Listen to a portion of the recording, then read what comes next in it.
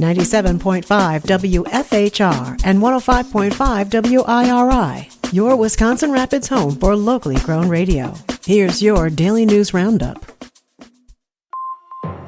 From the Wisconsin Rapids local newsroom, I'm Melissa Kay. A Wisconsin sheriff is calling out a local news outlet on their ICE reporting. Marathon County Sheriff Chad Billup says inaccurate and misleading claims made in a Channel 9 news story undermines public trust and creates unnecessary fear in the community about how Marathon County deputies handle immigration enforcement practices. While Marathon County does have a 287G agreement with ICE, that only applies to the jail setting. According to a statement from Sheriff Billup, deputies have not and do not request immigration documentation during traffic stops, investigations, or any routine law enforcement interaction. Deputies are neither authorized nor directed to conduct immigration enforcement in the field. You may hear F-35 aircraft after dark this week. The 115th Fighter Wing of the Wisconsin Air National Guard will be doing evening training flights through Thursday. You may see or hear F-35s flying overhead until approximately 7:45 p.m. now through February 12th. Pilots will follow flight paths designed to minimize noise to area residents, but you'll likely still hear them in some areas of central Wisconsin this week. Wood County snowmobile trails are closed starting today because of deteriorating trail conditions. Powers Bluff Ski and Tube Hills are open this weekend, and Dan Vollert of the Wood County Parks and Forestry Department says the hills are in good shape. The multi-use trail is open for cross-country skiing, snowshoeing, and biking. Napco Lake County Park multi-use and cross-country ski trails are open, but conditions are deteriorating. Richfield 360 County Forest multi-use trails are also open, but the warmer weather is taking its toll. Local news at the top and bottom of every hour throughout the day or on demand anytime at WFHR.com and WIRI.FM. From the Wisconsin Rapids local newsroom, I'm Melissa Kay. For Civic Media News, I'm Lisa Hale. Governor Tony Evers held a press conference Tuesday morning to call lawmakers into a special session. The governor wants the legislature to pass a constitutional amendment banning partisan gerrymandering in future redistricting efforts. In his State of the State address earlier this year, Evers said it's about fair elections that reflect the voters and not politics. I know people here disagree sometimes a lot. Politics could get in the way of creating a nonpartisan redistricting commission that everyone can support. But there's one thing that we all should be able to do to agree on, which is that politics should stay out of the redistricting from start to finish. The special session will start at noon, April 12th, 2026. Now, in the past, when Evers has called special sessions, the Republicans in charge often gavelled out of the session almost immediately. In the State of the State, Evers indicated he would continue to call sessions until the work is finished. In Wisconsin, constitutional amendments must be considered in 2 consecutive legislative sessions before being placed on the ballot for voter approval. Immediately following the press conference, Evers began a statewide tour to promote his plan. Do the benefits of data centers outweigh the costs? Well, it depends upon who you ask. According to the latest Marquette Law School poll, 45% of Republicans surveyed think they do. Only 24% of independents and 15% of Democrats see the benefits coming out on top. Poll director Charles Franklin, when presenting the poll data last week. They are data centers. Yep. Where do we stand? We don't like them. And we don't like them compared to where we were in October. So only 29% said that the benefits outweigh the costs of data centers. 70% say the costs outweigh the benefits. The Marquette poll was conducted between February 11th and 19th, interviewing 818 Wisconsin registered voters. Its margin of error is plus or minus 4.3.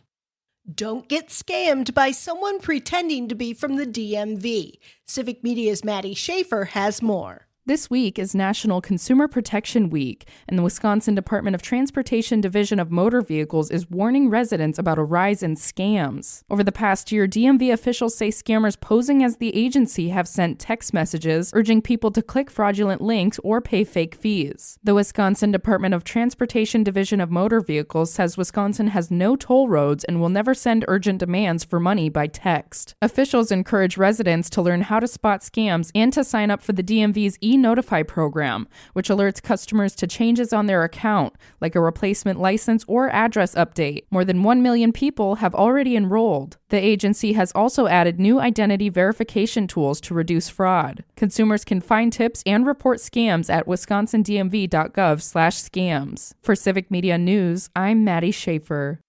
This year, Wisconsin's Supreme Court race features vastly different candidates competing for a seat on the state's highest bench.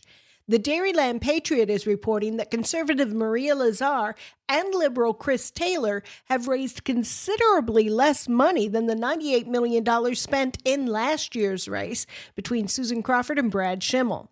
So far, only $4 million has been raised between the Lazar and Taylor campaigns through February of 2026. Part of the reason may be that no matter who wins this election, the judicial balance will remain in the hands of the liberal majority. A victory by Taylor would ensure a liberal majority through at least 2030. The newly elected justice will replace conservative Rebecca Bradley, who decided not to run for another 10-year term. Some of the major issues expected to be before the new justice include abortion rights, voting rights, education funding, labor rights, and redistricting.